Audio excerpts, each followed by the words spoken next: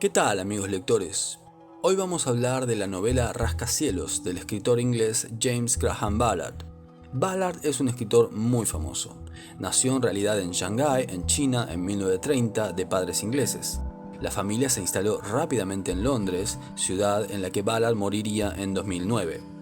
Escribió muchísimo y algunas de sus obras, como Crash de 1973 o El Imperio del Sol de 1984, e incluso Rascacielos del 75, de la que vamos a hablar a continuación, fueron llevadas al cine. Pero empecemos. Rascacielos es una alegoría, que quiere decir, según la RAE, que es una ficción en virtud de la cual un relato o una imagen representan o significan otra cosa diferente. Lo que Ballard construye en Rascacielos pretende ser una imagen, un reflejo de nuestra sociedad. El libro fue publicado en 1975 y son muy evidentes los aspectos críticos en relación con el individualismo, el consumismo y la desigualdad social. Ballard retrata la sociedad capitalista de consumo o de hiperconsumo de la segunda mitad del siglo XX. La historia se nos cuenta a través de tres figuras principales: el Dr. Lang, Richard Wilder y el arquitecto Anthony Royal. Cada uno de ellos representa un estrato social diferente. El Dr. Lang sería la clase media, Richard Wilder es clase baja y Royal pertenece a la minoría de ricos. De hecho, él es quien diseñó y construyó el rascacielos. Estos tres sectores están diferenciados espacialmente en el rascacielos. En la mitad inferior están las clases bajas, después la clase media y los últimos pisos pertenecen a los ricos.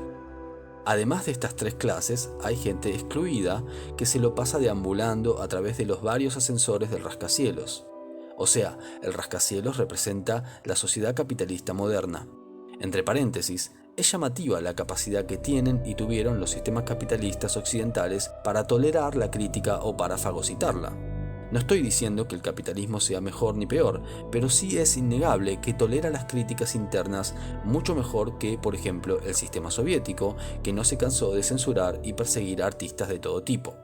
Por poner solo un ejemplo, en el año 1964, el pensador alemán Herbert Marcuse escribía y publicaba en Estados Unidos, El corazón del capitalismo, este tipo de cosas. Cito: "La libre elección de amos no suprime ni a los amos ni a los esclavos. Escoger libremente entre una amplia variedad de bienes y servicios no significa libertad si estos bienes y servicios sostienen controles sociales sobre una vida de esfuerzo y de temor, esto es, si sostienen la alienación". En fin, volviendo a Ballard y a Rascacielos, es interesante pensar el tema del espacio habitado en relación al efecto que produce en los protagonistas. Ustedes recordarán el hermoso cuento de Poe, La caída de la casa Usher, que de alguna manera se volvió un tópico muy frecuentado. La casa, en tanto edificio, está íntimamente relacionada a la familia que la habita. Hay una conexión entre la vida y la personalidad de los personajes y el edificio en el que viven. En el caso del libro que estamos analizando, pasa exactamente eso. El rascacielos define el comportamiento, los sentimientos y la manera de pensar de los personajes. Escribe Ballard en la primera parte, cito: "El reloj interno del rascacielos, como un clima psicológico artificial, tenía su propio ritmo, generado por la combinación de alcohol e insomnio. Todas las personas que habitan el rascacielos sufren de insomnio, recurren al alcohol como vía de escape, se vuelven crueles y egoístas y sobre todas las cosas, y a pesar de vivir uno al lado del otro, se sienten infinitamente solos, no logran generar comunidad". Así son descritos los habitantes del rascacielos en la tercera parte. Cito: "Se habían convertido en pioneros en cuanto a dominar el nuevo modo de vida de finales del siglo XX.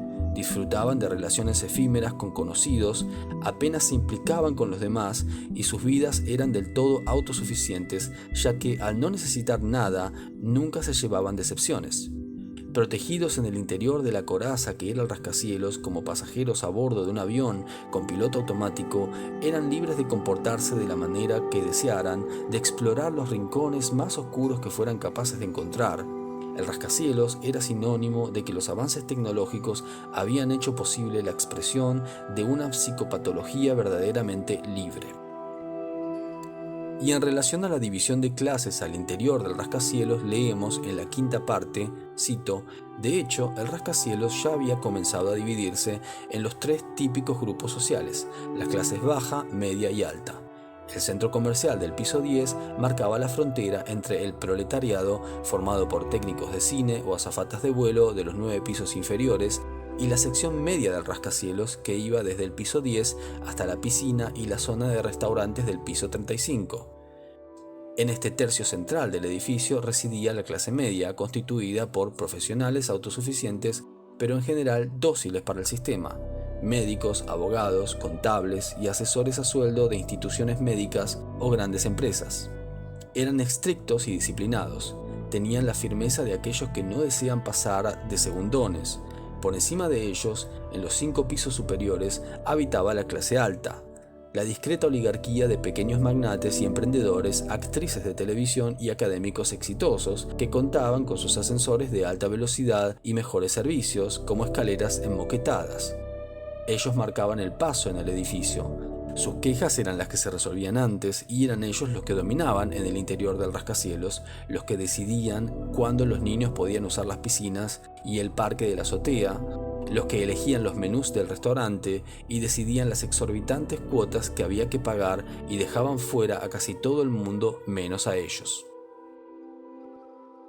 A mi modo de ver, uno de los aciertos del libro es que no cae en el error del maniqueísmo, es decir, no van a encontrar en este libro buenos contra malos, sino que más bien lo que muestra Ballard es cómo la dinámica de la sociedad capitalista de consumo nos vuelve a todos egoístas y mezquinos independientemente de la clase a la que pertenezcamos.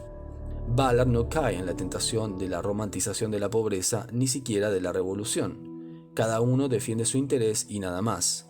Ni siquiera sobrevive la unidad más elemental como podría ser la familia o el amor de pareja. Este aspecto de la psicología que impone el rascacielos se puede pensar como una antropología negativa al estilo Hobbes.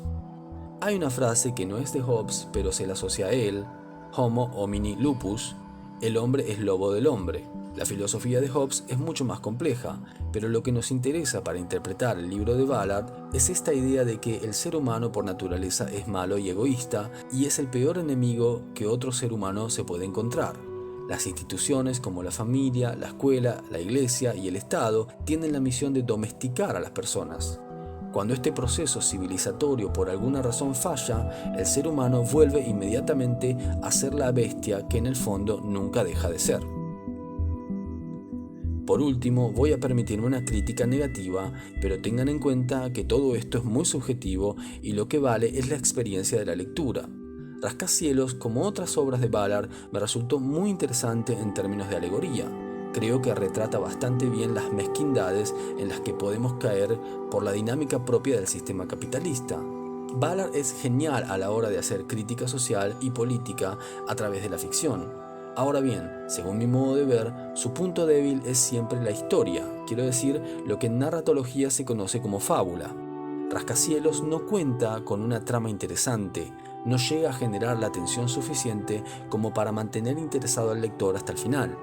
En este sentido, me dio la sensación de que el relato pierde fuerza, sobre todo en el último tercio. De todos modos, creo que vale muchísimo la pena leerlo hasta el final. Esto fue todo por hoy. Recuerden que este resumen no sustituye la lectura, sino que al contrario pretende promoverla y facilitarla. Si les gustó, pongan me gusta, suscríbanse y déjenme en comentarios qué libros querrían ver reseñados en este canal.